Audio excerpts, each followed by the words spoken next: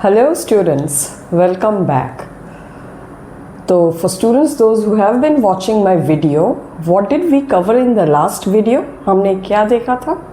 We learned all about DNA replication, everything about DNA, right? The experimental proof, semi-conservative replication, process of replication. तो मोटा मोटी DNA is over. From this video, अब हम RNA की ओर जाने वाले हैं. We are going to enter into the world of RNA. It's a big world of RNA, very diverse, many things to learn and very in-depth learning, right? So have you ever wondered कि DNA तो is the master plan. It is always silent. Ultimately उसका expression होता है through proteins. Proteins बनता है. Remember the central dogma? लेकिन वो DNA से प्रोटीन तक का सफ़र होता कैसे है? बीच में कुछ तो होता होगा, डायरेक्ट तो प्रोटीन्स बनता नहीं है. That is where RNA comes. It is the DNA that whispers. RNA को कान कान में बोल देता है, भैया ये बनाना है अब, right? So the process of making RNA from DNA is transcription. And RNA से जो बनता है protein, that is translation. And this is what was told in the central dogma. तो ये था central dogma. Remember, replication part we saw. अब DNA से protein के सफ़र तक में बीच में है RNA.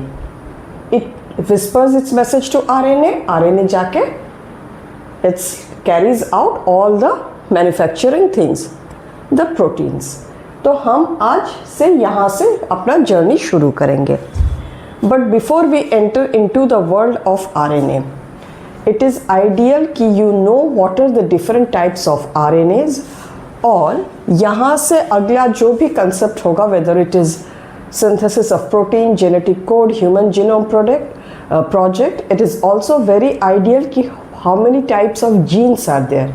इसके बारे में भी एक overview ले लें हम. So इस वीडियो में हम क्या क्या देखेंगे? Types of RNA, brief overview of different types of genes, and then transcription. Okay, so let's not waste any more time, but I would request all of you to be patient and please watch the video till end so that you understand everything that is being said. Okay, and if you have any doubts, please let me know in the comment section, and please don't forget to subscribe to the channel and share this video with more people, more of your friends, so that they can also learn from this video.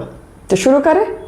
तो बच्चों, while doing the structure of DNA, हमें idea मिल गया था कि RNA का molecule भी कैसा होता है, what is its structure. फिर भी एक रफ रिवीजन कर लेते हैं, quick revision, right?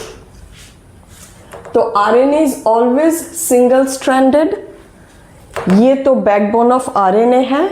Who makes the backbone of RNA?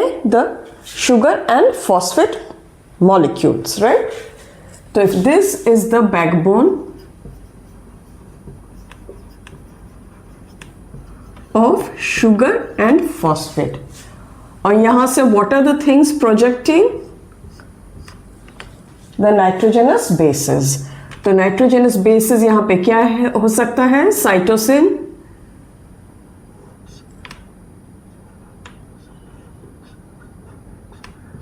guanine, adenine, uracil, guanine and cytosine, right? RNA is most of the time single stranded. Double stranded हमें कहाँ देखने को मिलता है? कुछ कुछ केसेस में, such as a reovirus. वहाँ पे the double stranded RNA is the genetic material. अब RNA के टाइप्स क्या क्या है? Let's see. तो शुरू करते हैं टाइप्स ऑफ आरएनए. सबसे पहले नॉन जीनोमिक आरएनए का हम देखते हैं. Non genomic RNA means what? Where the RNA is not the genome या the genetic material of the organism. तो फर्स्ट स्टेप इसमें क्या आता है? द राइबोसोमल आरएनए या rRNA. Of all the RNA that is found in the cell, 80% of the RNA is of this type, ribosomal RNA. ये कैसा होता है It is further of many types such as 28S, 23S, 5-point-S. Okay, what do? They, along with the ribonuclear proteins, help in the formation of the ribosomal units, right? And how are they? They are long chains. कहीं कहीं folding मिल जाएगा,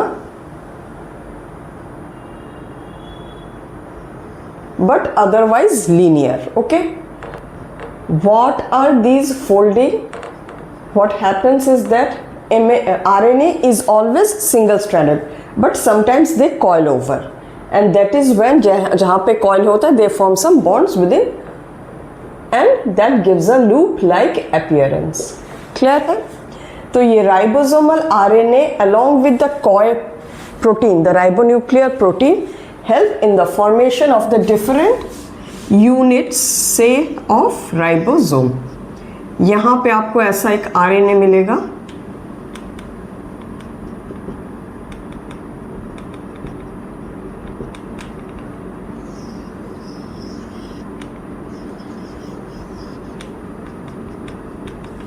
और यहाँ पे ऐसे, and here are the ribonuclear proteins. Okay, they are of further different types. सब units को बनाने के लिए अलग, बड़े सब यूनिट को बनाने के लिए अलग, और छोटे सब यूनिट को बनाने के लिए अलग. तो जो हम बोल रहे थे, let us look at it in the chart form, in the written form. तो ये these are the different types of ribosomal RNA. And S also here stands for the Svedberg's coefficient. Okay, the sediment coefficient. Prokaryotes में the ribosome is of 70S type. 2 subunits, the larger subunit is 50S.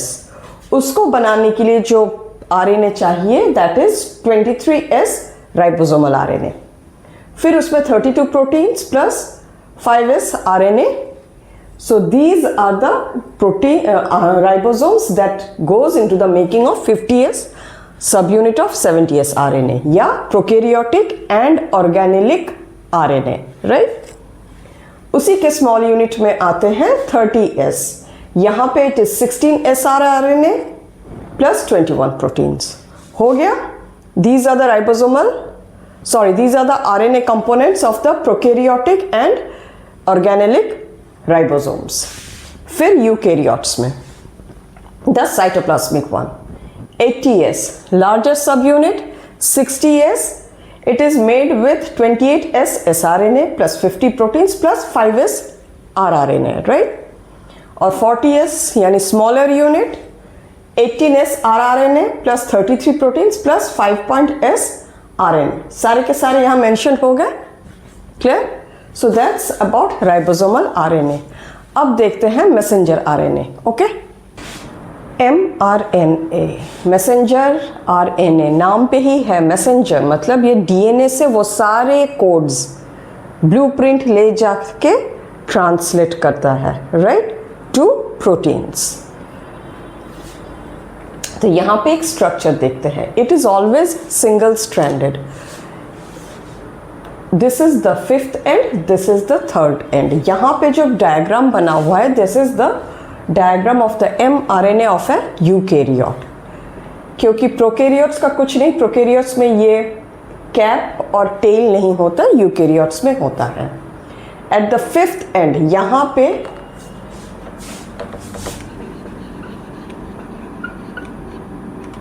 There is a methylated G cap और 3rd and पे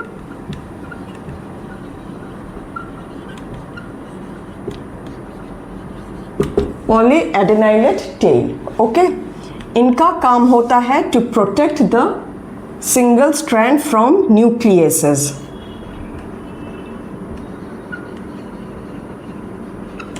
protect from, और इनका काम होता है protection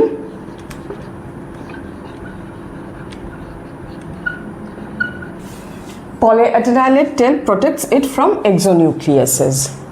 यहाँ पे स्टार्ट कोडोन और यहाँ पे termination codon. Now you must be wondering what is codon. Don't worry, मैं बिना समझाए कुछ भी I will not move forward. So what is codon? तो कोडोन क्या है?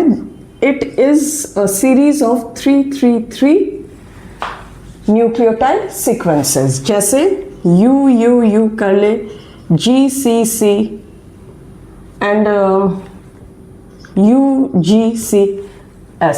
ओके, और ये जो कॉम्बिनेशन ऑफ 3 न्यूक्लियोटाइड्स है, this is a codon and they carry the messenger कि कौन सा एमिनो एसिड बनाना है. यही वो सीक्रेट कोड है. जैसे UUU, this is the code for phenyl alanine. तो जब भी mRNA पढ़ा जाएगा, जैसे ही UUU आ गया, इसका मतलब कि फिनाइल एलानिन बनाना है. तो स्टार्ट कोडोन क्या है? That is either always AUG या GUC. ये दोनों कोडोन जब मिल जाता है तब पता चलता है कि अब प्रोटीन बनाने का सिलसिला शुरू होने वाला है. ओके, और termination codon always a combination of UAA, UGA या UAG. क्लियर? जैसे the moment it reads any of this 3 codons, तब पता चलता है कि पॉलीपेप्टाइड बनाने का सिलसिला अब खत्म. ये लाल झंडी है. ओके, ये हरी झंडी, ये लाल झंडी. हरी झंडी is always towards the 5th end, लाल झंडी इज ऑलवेज टुवर्ड्स द पूंछ या द 3rd एंड. याद रहेगा? तो फिर बीच में ये क्या है? हमेशा मैसेंजर, कुछ रीजन्स ऐसे होते हैं which are called UTR, untranslated regions. इनमें से कुछ भी प्रोटीन्स कोड नहीं होता. क्लियर है? सो this is the structure of mRNA. mRNA को नेम किसने किया था? मोनाड एंड जेकब ने.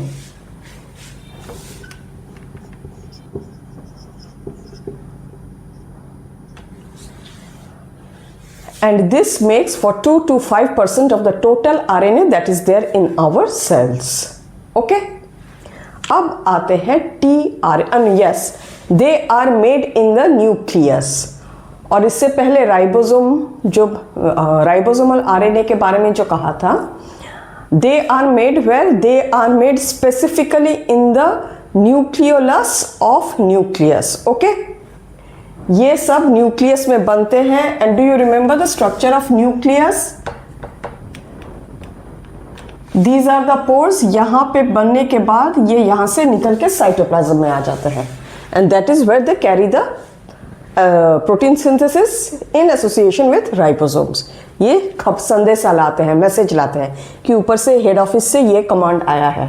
This is the command, this is what you have to do. Okay, अब देखते हैं tRNA. So let us now look at tRNA या transfer RNA, which is also referred to as the adapter molecule. About 15% of the RNA in the cells belong to this category. ये cytoplasm में होते हैं, बनते nucleus में हैं, लेकिन आ जाते हैं साइटोप्लाज्म में. What is their job? Their job is Swiggy and Zomato. हर तरह के एमिनो एसिड को लाके राइबोसोम्स पे रखना for the synthesis of proteins या पॉलीपेप्टाइड चेन्स. क्लियर है? so far what we know, tRNA and mRNA are made in the nucleus. Ribosomal RNA is made within the nucleolus of the nucleus.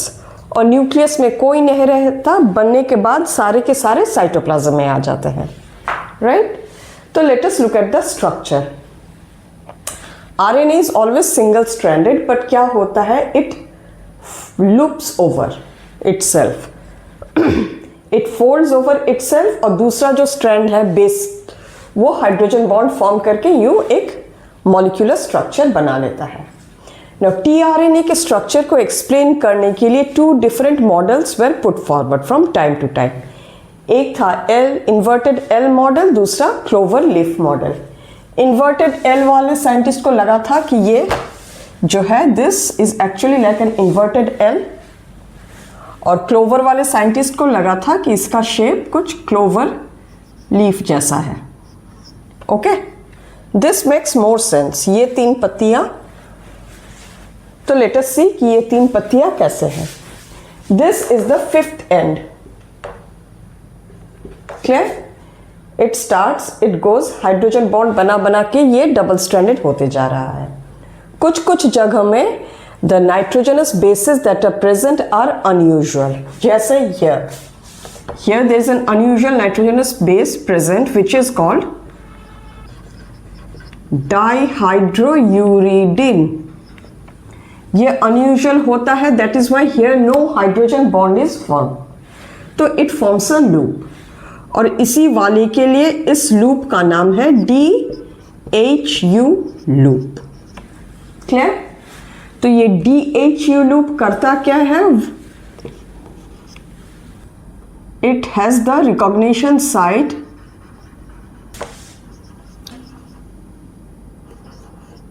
amino acyl synthetase recognition site. ये वाला recognition site होने का क्या मतलब है? This enzyme, this is a type of enzyme which activates the different kind of amino acids that are required for synthesis of the polypeptide chain.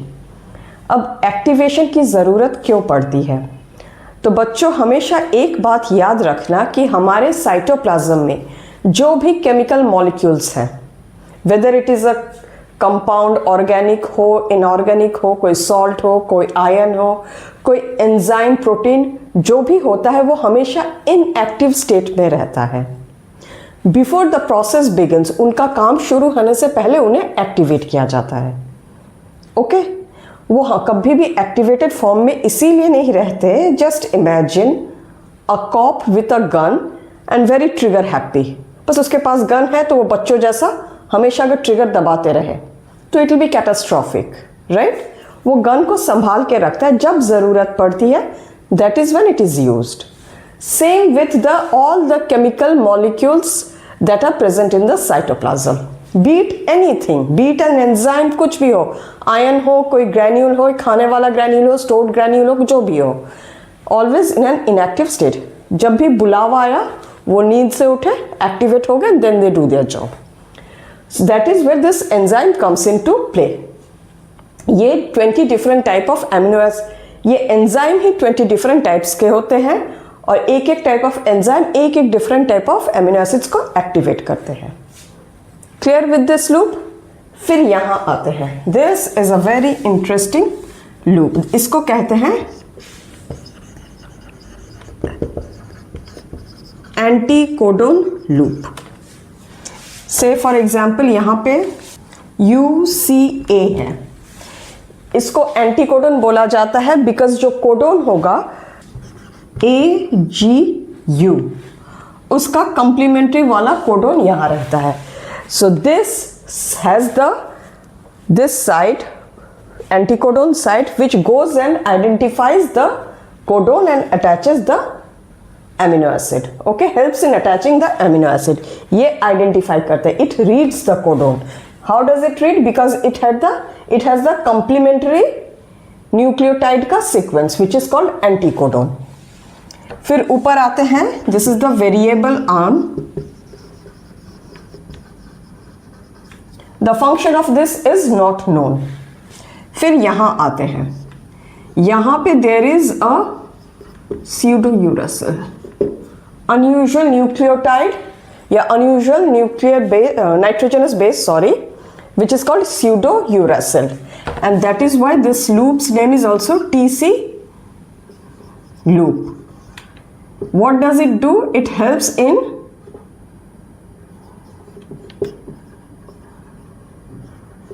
attaching to the ribosomal unit.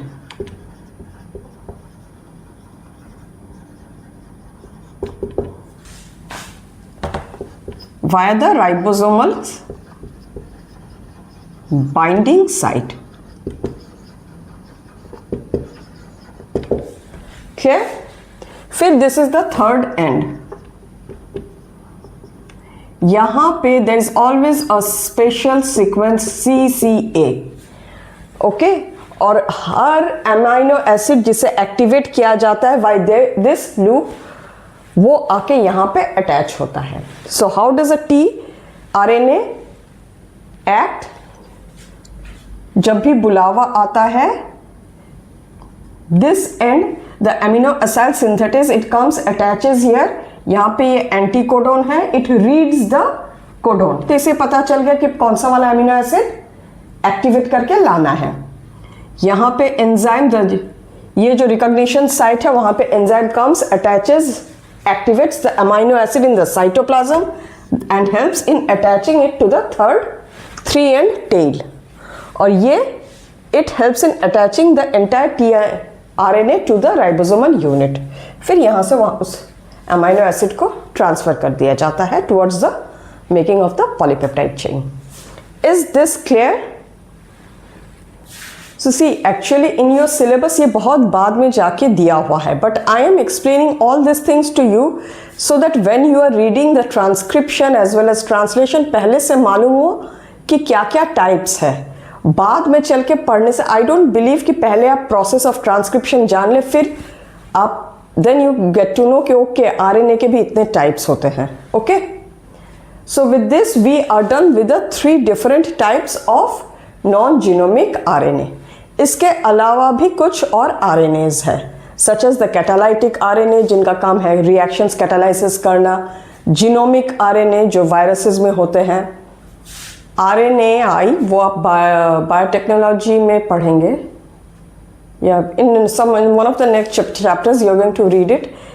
It helps in destroying the mRNA। Okay, उसका तो अलग ही role है, वो आप बाद में पढ़ेंगे। And cytoplasmic RNA है, स्मॉल न्यूक्लियर RNA है जो न्यूक्लियस में ही रहता है।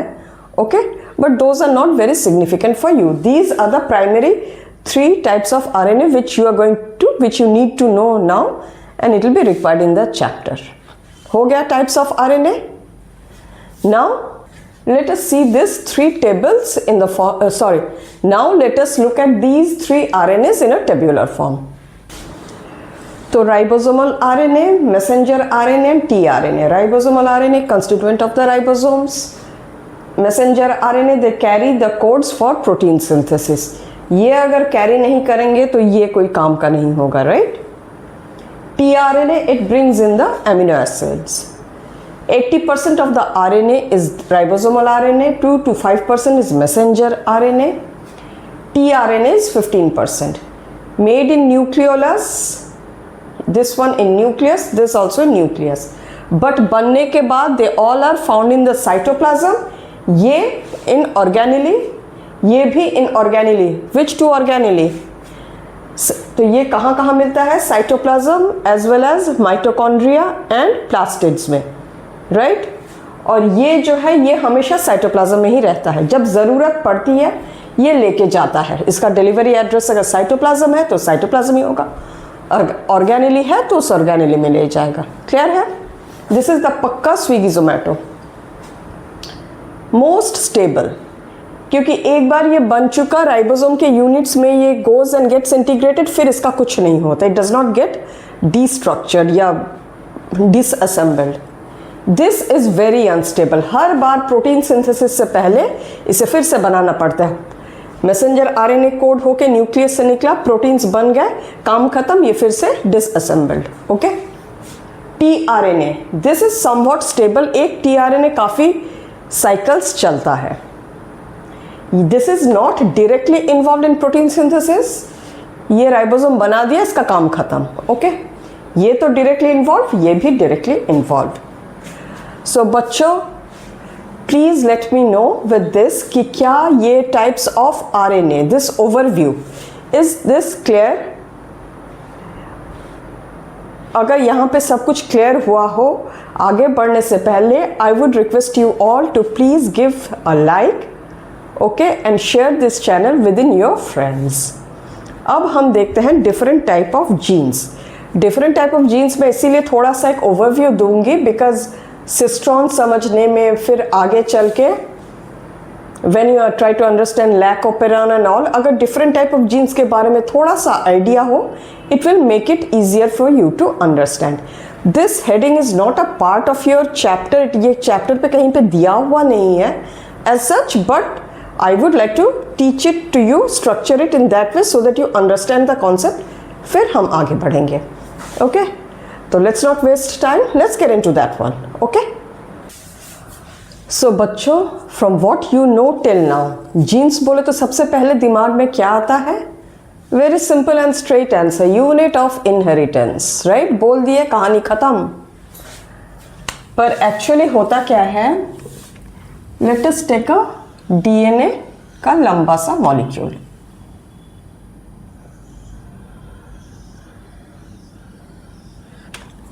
क्लियर? तो मेंडेलियन के पर्सपेक्टिव से अगर देखें तो that is very right, gene is nothing but a unit of inheritance.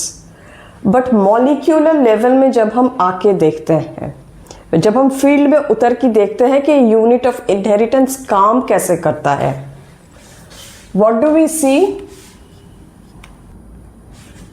कि एक डीएनए में क्या है, nothing but sequence of different nucleotides. Right, तो से ये एक जीन हो गया,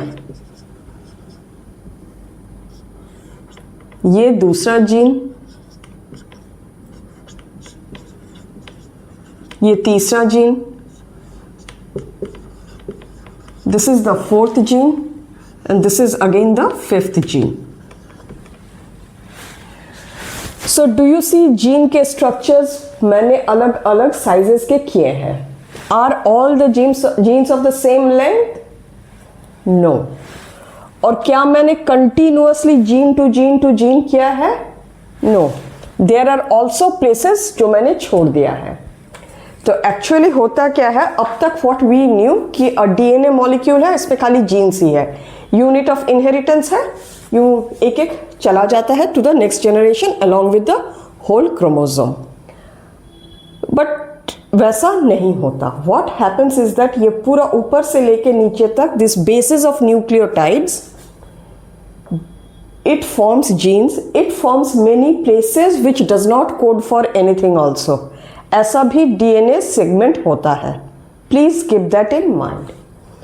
नाउ वो बाद में हम देखेंगे. अब जो ये जीन्स है, are all the genes of the same type length constituent? The answer is no, a big no. Diagram से ही पता चल रहा है. तो फिर ये जीन्स के टाइप क्या क्या है? ओके, कुछ जीन्स ऐसे होते हैं which is coding for a protein, कुछ जीन्स ऐसे होते हैं which is not coding for a protein but it is helping in making of some other cellular structure. Okay, कुछ जीन्स ऐसे होते हैं जो अपना तो खुद काम नहीं करते पर दूसरे जीन्स काम कर रहे हैं कि नहीं, they are like the watch dogs, उन्हें रेगुलेटरी जीन्स बोला जाता है. कुछ जीन्स ऐसे होते हैं जो सिर्फ सेक्स क्रोमोसोम्स में ही होते हैं and they always control the trait that is linked to that sex chromosomes. Okay, कुछ आइडिया आ रहा है. So let us look into the definitions of few types of genes. So here are the examples of some types of genes. सबसे पहले शुरू करते हैं coding genes से. They code for proteins. Non coding genes, they do not code for proteins but for structural components like tRNA. Regulatory gene, पंचायती gene है, ये सरदार है, क्या कहते हैं, गांव का पंचायत प्रधान. Right, does not code for any proteins but control other gene expressions. खुद कुछ काम नहीं करते पर दूसरों पे नजरदारी रखते हैं. Okay, structural genes, this is what you are going to require now. अभी के लिए they code for protein or a functional RNA. Sex-linked genes. They are located on the sex chromosome. They control the sex traits. Operator gene. These are the regulatory genes that provide binding site for transcription factors. इसके अलावा भी और है जैसे DNA repair gene, polymorphic genes, etc., etc., etc., but not required. ये अभी हमारे काम में आने वाला जीन्स है. अभी हम सबसे पहले देखेंगे कि स्ट्रक्चरल जीन क्या है. Structural gene is a part of the transcription unit. तो अब तक जो नॉलेज हमने गैदर किया है या whatever I have been able to impart, with this I think you are very well equipped कि अब जाके ट्रांसक्रिप्शन चीज़ क्या है, प्रोसेस क्या है, you will be able to understand it very well. Okay, So with all this information, let's now jump into what transcription is. Okay? और ये structural gene वहीं पे हो जाएगा. Now when you know what a structural gene is, you will be able to know what a cistron is very clearly. Okay? So transcription. What is transcription? The process of making RNA from DNA. Following what? Principle of complementarity. Complement base pairing. Complement base pairing तो होता है, पर वहां पे एक exception क्या होता है कि जहां पे थायमिन आने वाला हो, यहां अगर एडेनिन हो तो नए वाले आरएनए में क्या दिखेगा? It will show U instead of a T. Clear है? सो एडेनिन टू थायमिन 5 ये बॉन्डिंग होता है. तो इस प्रोसेस को समझने से पहले कुछ few points that we should not miss about transcription. First point क्या है? Only one strand acts as template. DNA में तो 2 स्ट्रैंड्स है और DNA has 2 strands. Then why दोनों स्ट्रैंड को खोल के दोनों तरफ से आरएनए को सिंथेसाइज नहीं किया जाता? First problem,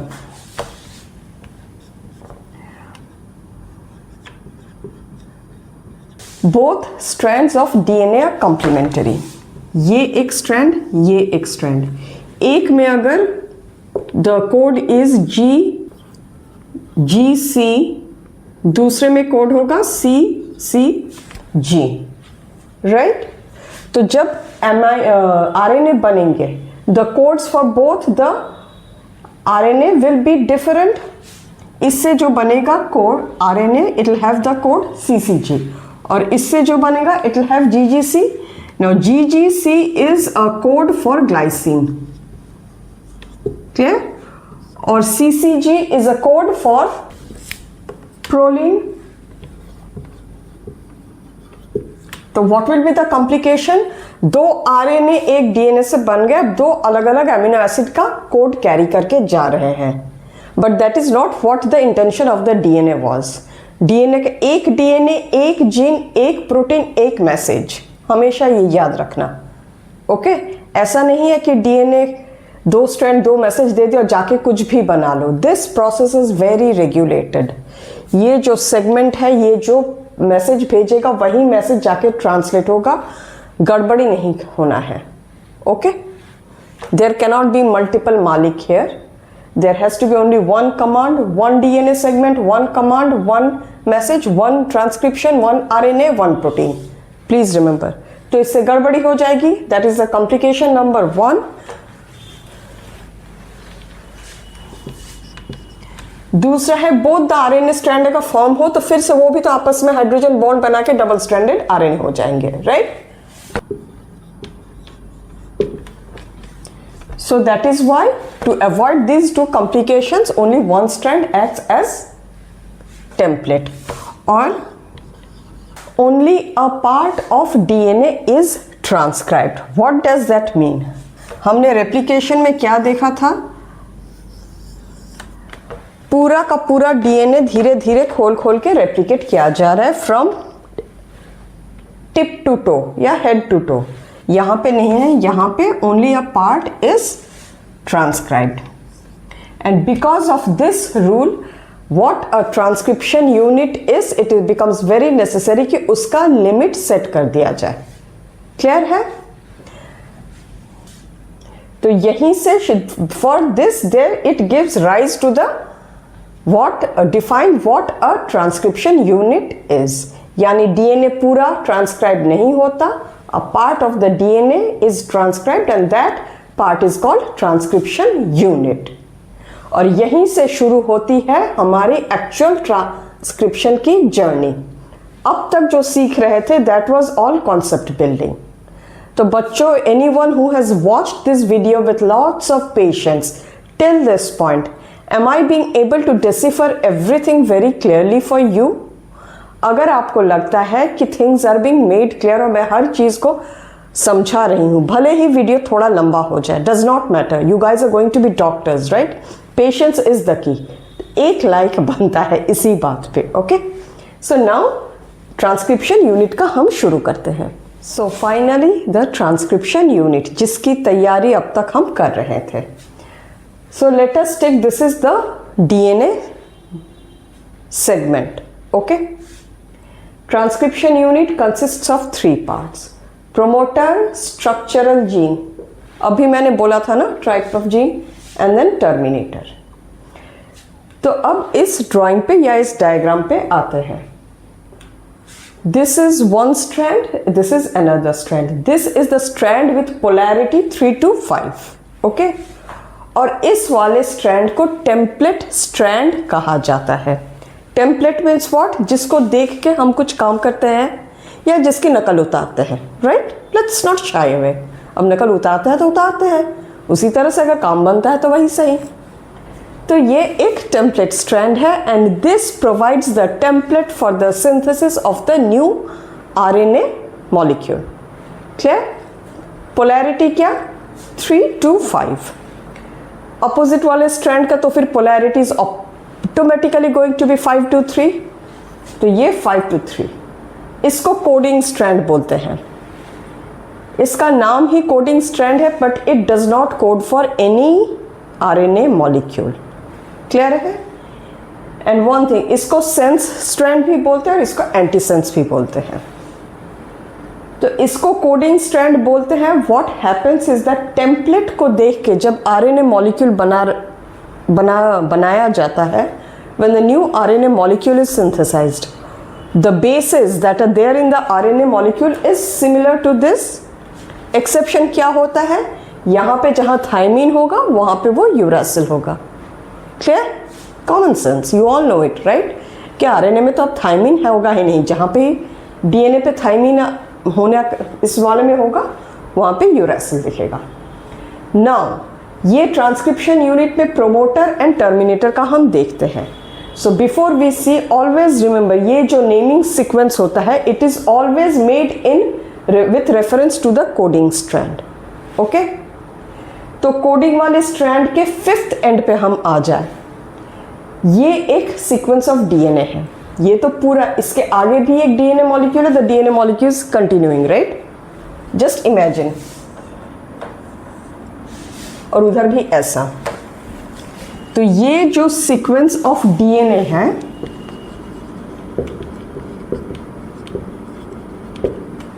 this marks the beginning of, कि अब कोडिंग शुरू होने वाला है, and that is called the promoter. Clear? फिर यहां एक स्ट्रक्चरल जीन है, और यही स्ट्रक्चरल जीन है which carries the actual codes for synthesis of a polypeptide. Polypeptide है तो प्रोटीन, राइट? नाउ जहां पे ये जाके खत्म होता है, सिंथेसिस हो रहा है, पर पता कैसे चलेगा कि अब मुझे खत्म भी करना है? जैसे ट्रेन के डब्बे में लास्ट एक कुछ अलग सा होता है ना, जहाँ पे गार्ड लाल वो झंडी दिखाता है. What is it called? I don't know, but आपको समझ में आ रहा होगा, राइट? ये वही है. So this sequence of DNA, this marks कि अब स्टॉप हो जाओ, मतलब या अब टर्मिनेट कर दो. क्लियर? स्टॉप नहीं लिखती, टर्मिनेट कर दो, and that is called the terminator. बीच में the actual code for making the new protein chain, and that is the structural gene. अब यही यूकेरियोट्स में क्या होता है? If it is carrying the code for making only one protein, then now what is a cistron? ये जो segment of DNA है which is coding for protein. See, this is also a sequence of DNA, but is it actually coding for protein? No. But अगर in entirety अगर आप देखें तो the entire molecule of DNA is going, right? तो DNA molecule में ये है sequence है, ये भी DNA है, ये भी DNA है. But the sequence of DNA which actually codes for the protein, that is called a cistron. Clear? Now are you clear with what a cistron is? तो हम शुरू से देख रहे थे what is a gene. पहले हम जानते थे कि unit of inheritance, फिर धीरे धीरे उसके डिफरेंट टाइप्स पता किए, and then at last when we see कि हर चीज़ को एग्जीक्यूट करने के लिए if you keep breaking down, सबसे लास्ट में क्या आता है, it is only that sequence of DNA which is coding for the actual protein जिसकी ज़रूरत है, एंड दैट पोर्शन ओनली, खाली उसी को सिस्टोन बोलते हैं. Am I being able to make it very clear to you? If yes, then be honest and please give a like to this video, okay?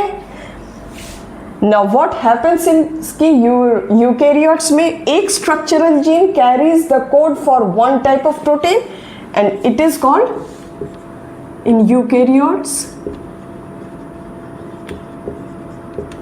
monocistronic.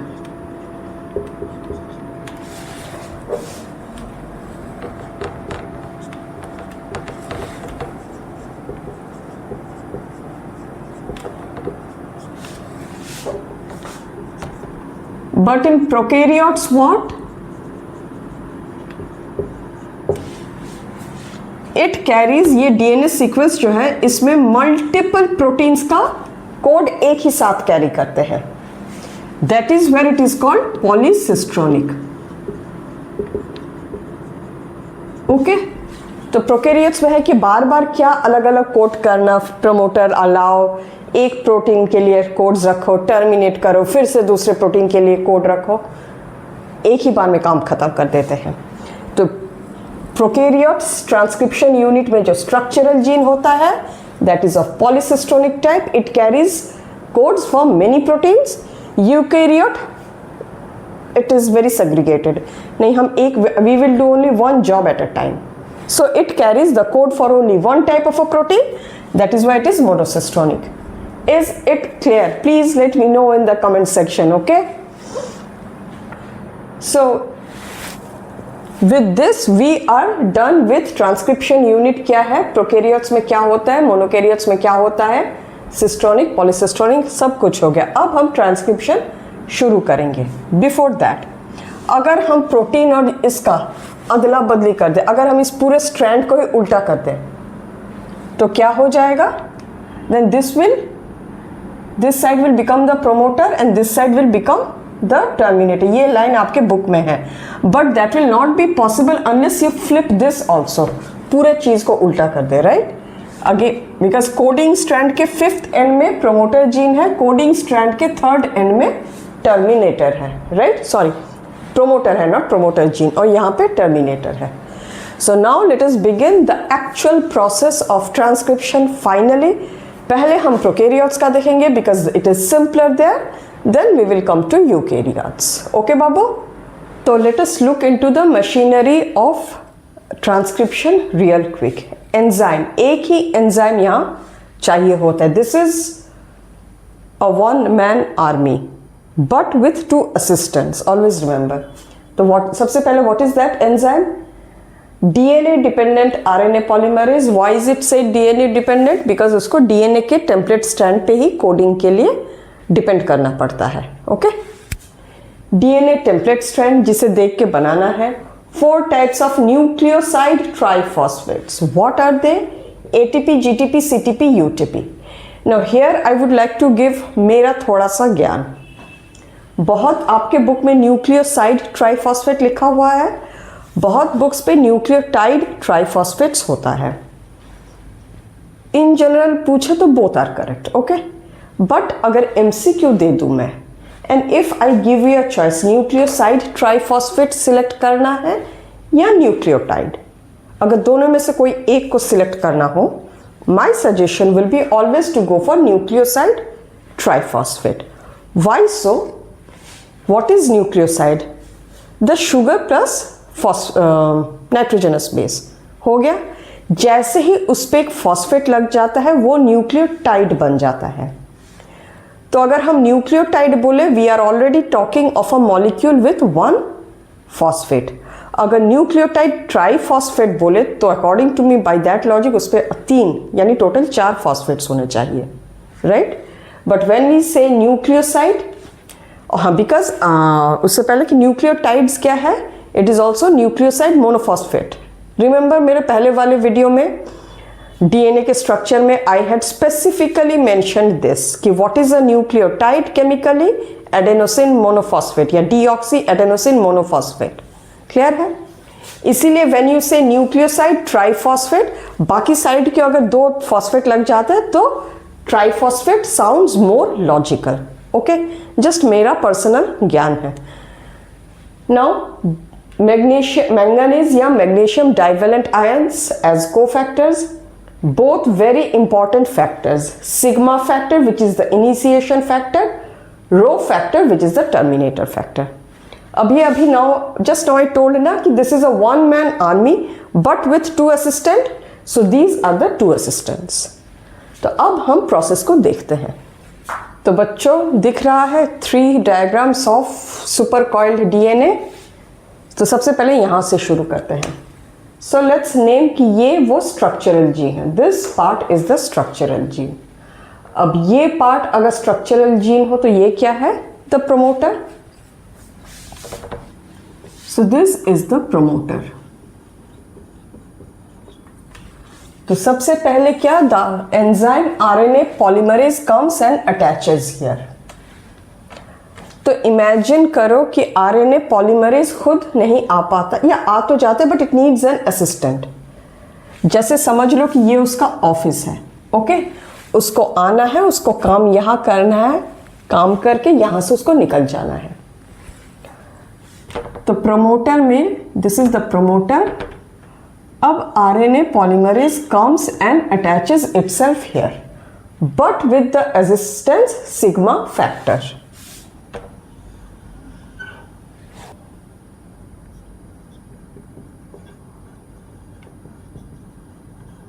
Sigma factor and this is the RNA polymerase. It helps in attaching. जैसे ही ये attach हो गया sigma factor leaves. इसका मतलब कुछ ऐसा समझ लो कि ड्राइवर जाके साहब जी को ऑफिस तक छोड़ दिया। ओके, अब साहब जी अंदर अपना काम करेंगे। So now it goes and it breaks the helix. Remember in DNA replication who was breaking the helix? Which enzyme? Helicase enzyme. But यहाँ पे कोई और enzyme नहीं. The RNA polymerase breaks the hydrogen bonds and it attaches itself here. Clear? और फिर यहाँ से following rule of complementary base pairing it start synthesising a new RNA strand. ये सिंथेसिस हो रहा है।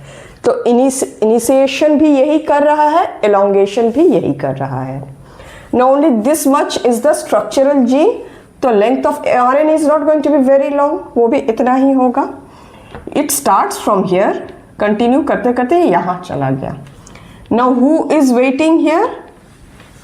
The terminator, right?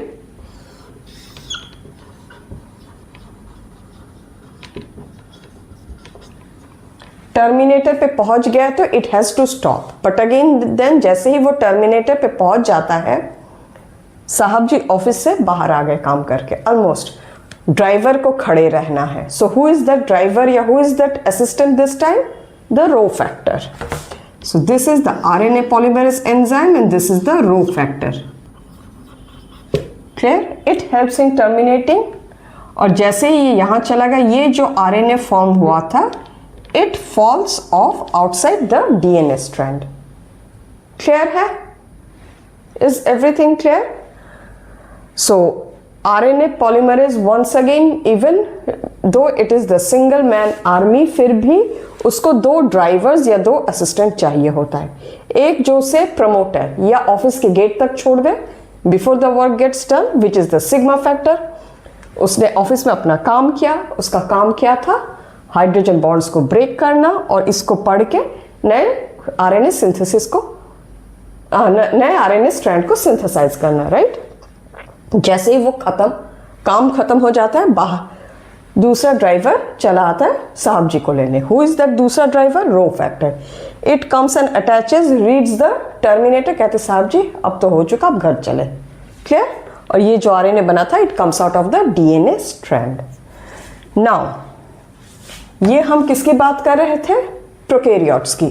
तो this is a prokaryotic cell और ये पूरा का पूरा साइटोप्लाज्म है। न्यूक्लियस होता है? नहीं होता।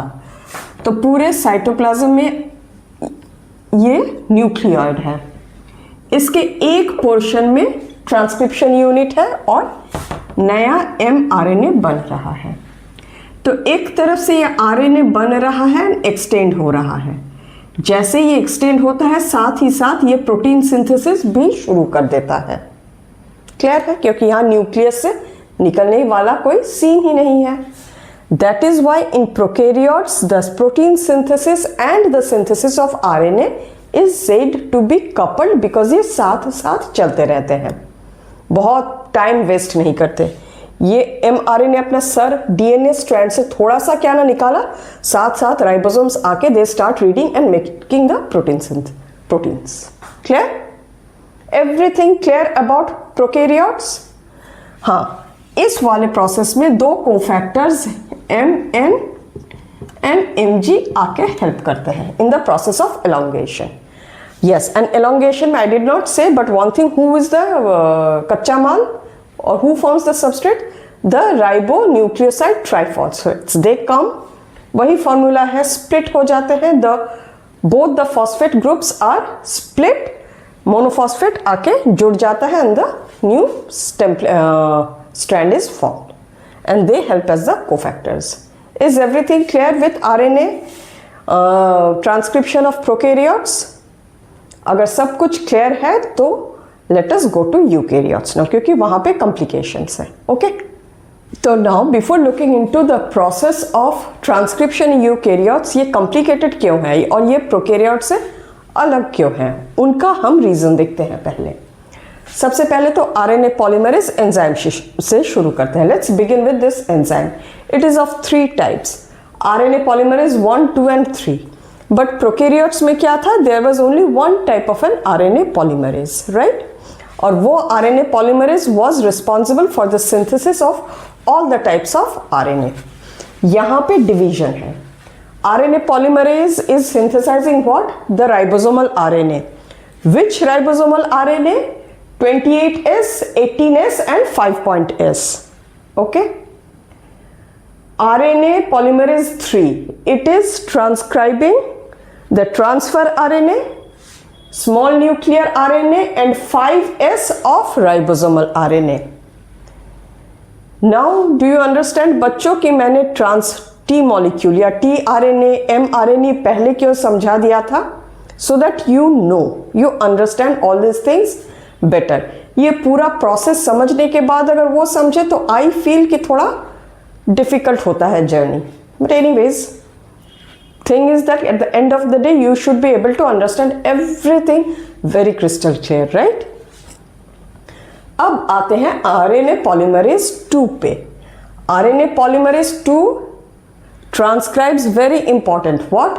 Precursor of mRNA which is called heteronuclear RNA। अब डायरेक्टली mRNA इसको क्यों नहीं कहा गया है? Because there are some complications. Complications क्या है? उसका रीजन है ये।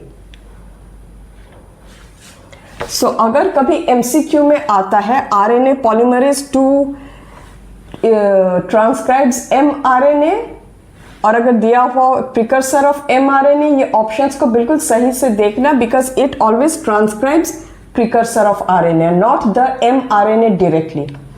mRNA in eukaryote is the finished product, okay, which is ready for synthesis of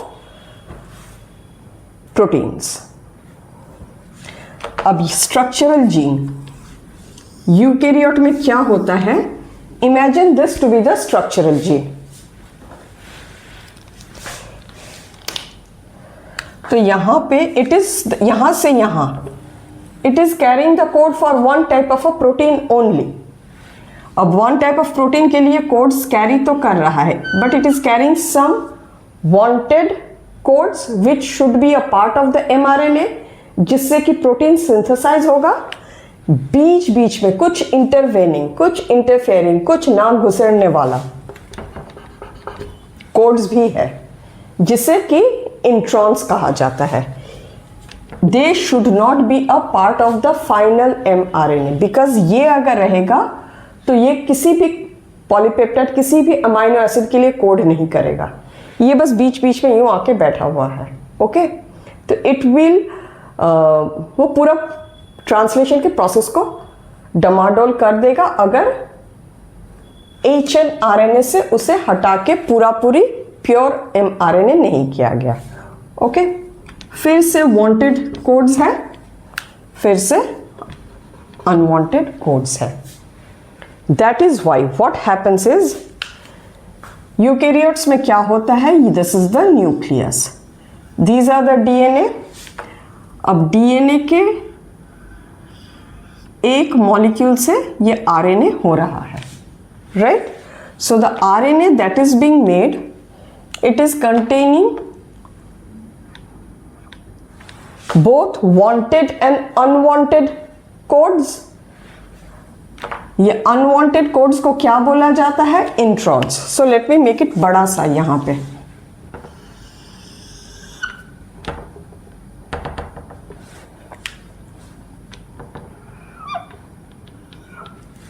ये लाल लाल जो है, दीज आर द इंट्रॉन्स, और ये जो है काला सा, ये है एक्सॉन्स. एक्सॉन्स रहना चाहिए, इंट्रॉन्स नहीं. अब these are the nuclear pores. Protein synthesis कहां पे होता है, साइटोप्लाज्म में होता है. For that this mRNA has to come out through the nuclear pore. लेकिन अगर ये पूरी इसी फॉर्म में आ गया तो will it be able to synthesize the protein properly, no. बीच बीच में कुछ अनवांटेड सीक्वेंसेस आ जाएंगे और वो पॉलीपेप्टाइड चेन पूरा गड़बड़ा जाएगा, right.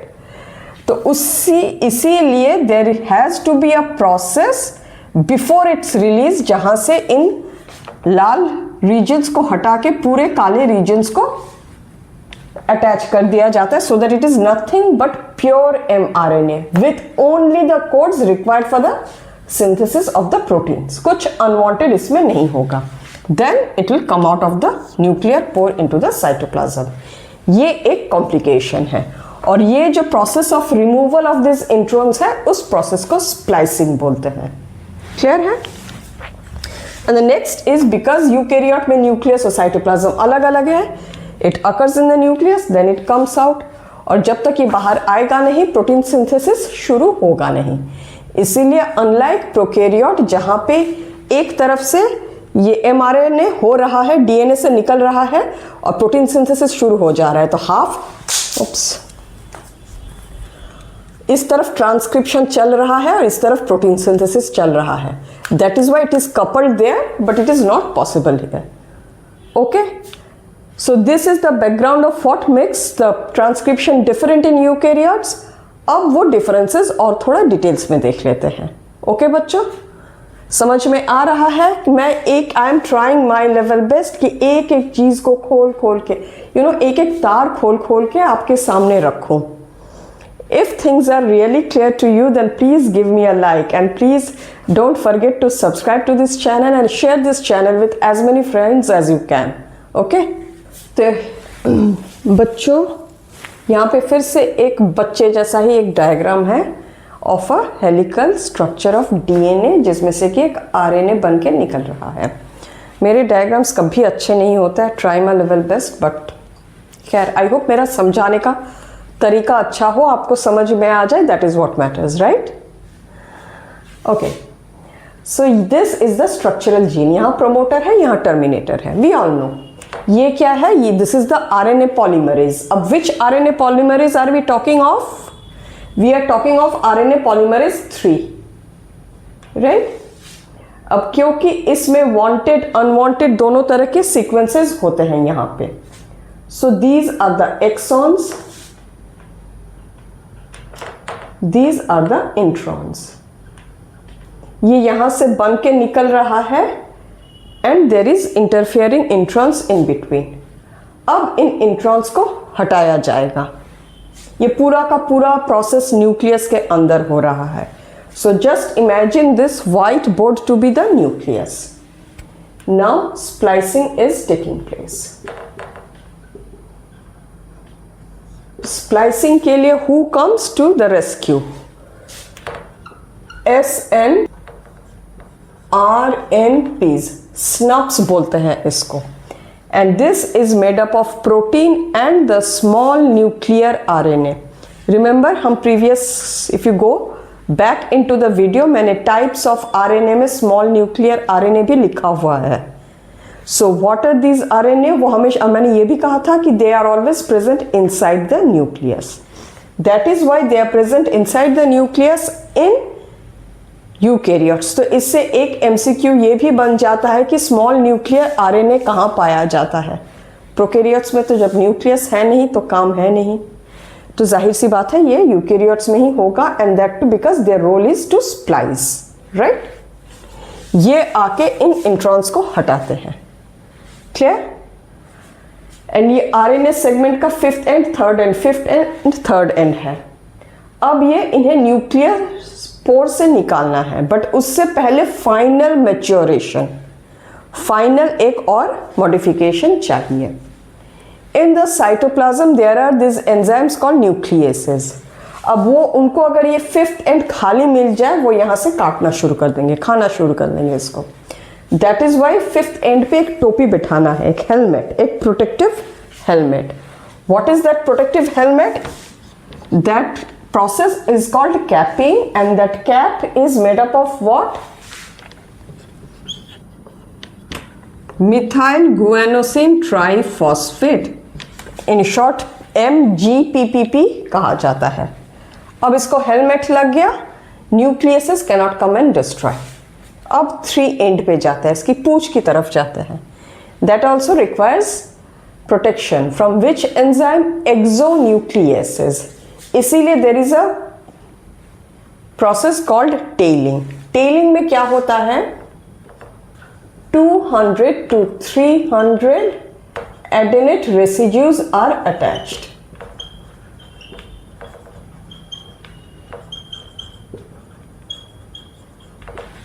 Okay, so that exonucleases आके यहां अटैक ना कर पाए. And that process is called tailing या polyadenylation.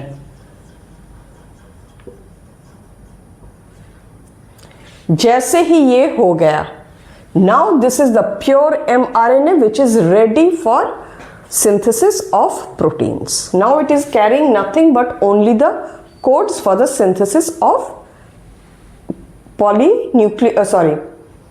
proteins, ये polypeptide chains.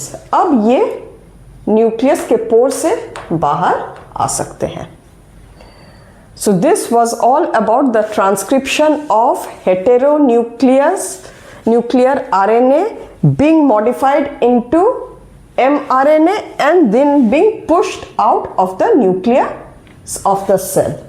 Is everything clear? Please let me know. Okay? Please, please, please. मैं बहुत बार please बोल रही हूँ, बार बार बोल रही हूँ कि let me know because kids are coming, not even commenting, चले जा रहे हैं, not even liking the video. तो मुझे लग रहा है कि शायद I am not being able to teach you properly. Anyways, जब तक रिस्पॉन्स आएगा नहीं मुझे समझ में आएगा नहीं. तो with this we are done with the transcription of HNRNA और the precursor of the messenger RNA. तो similarly other RNAs, tRNA, ribosomal RNA, वो भी न्यूक्लियस पे होता है. But our focus is about the, हम mRNA का ही प्रोसेस देखते हैं. उनका भी प्रोसेस सिमिलर है, if not exactly the same, but that is not a part of the syllabus. Okay. And one more thing, ये mRNA जो है ये खाली क्या न्यूक्लियस पे ही होता है? थिंक ये माइटोकॉन्ड्रिया और प्लास्टिड्स में भी होता है. Remember the semi autonomous organelles of eukaryotes, क्योंकि उन्हें अपना प्रोटीन बनाना पड़ता है. There is a very high requirement of that and very fast. So they also carry the machinery, the gene, the DNA sequence या the single circular DNA for transcribing an mRNA. अब समझ में आ रहा है क्यों? और वहाँ पे राइबोसोम्स होता है, तो they code for the mRNA. mRNA plus ribosome make protein within those organelles also. Clear? तो इसके साथ ही ट्रांसक्रिप्शन पूरा ख़त्म होता है and I hope I have not missed anything. अगर लग रहा है कि मैंने कुछ मिस किया है, if you want anything more from me, any more information, please let me know in the comment section. Don't forget to subscribe to my channel, don't forget to give it a like, and I'm going to see you very soon. But उससे पहले एक comment पे तो बोल के जाओ कि कैसा लग रहा है मेरे पढ़ाने का style. Okay? And yeah, I'm going to see you very soon with another topic which is going to be translation, I think. या genetic code या जो भी होगा मैं chapter खोल के देख लूँगी. Don't worry about it, okay? So till then, take care, study hard, work smart, study smart, and bye.